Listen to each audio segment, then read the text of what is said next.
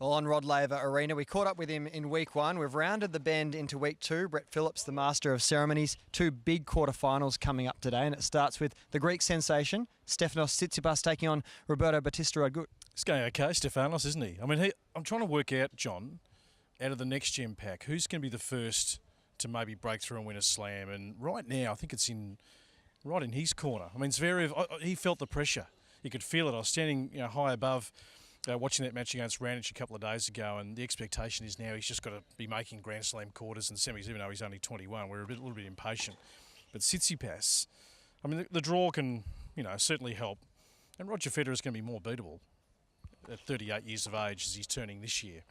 So I like the way he goes about it, but Bautista are good. I mean, fourth round he made on 9 occasions before breaking through to make a quarter here. He's taken some good scalps. To beat Andy Murray, even though Murray wasn't at his absolute best, to beat Millman, an Australian here, to beat Cilic, he's been absolutely outstanding. He's just been a good, solid player on all surfaces for a long time.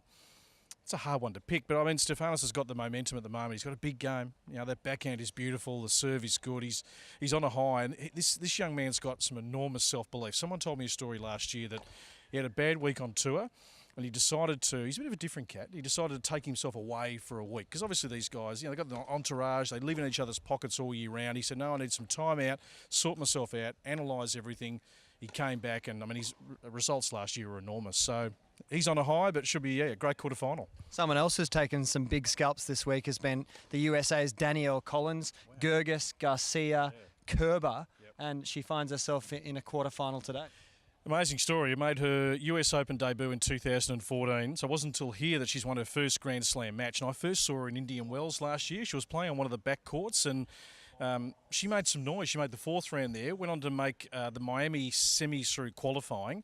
She's jumped about 130-odd spots, unseeded, but just outside the seeds. And the way she demolished Kerber, that was something else. I mean, that shocked everyone. I remember sitting up in the AO radio room with the guys there a couple of days ago, and that game came and went extremely quickly. Just got a really good, solid foundation to her game. Played a lot of college tennis. She's now 25, so she's taken a bit of time to emerge.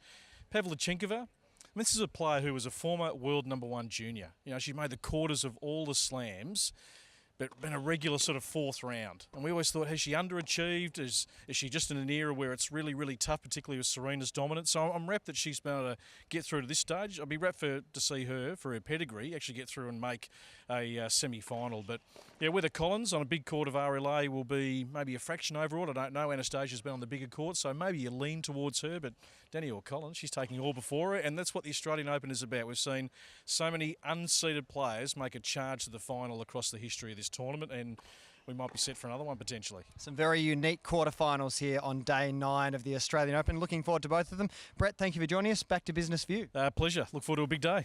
Back to you guys.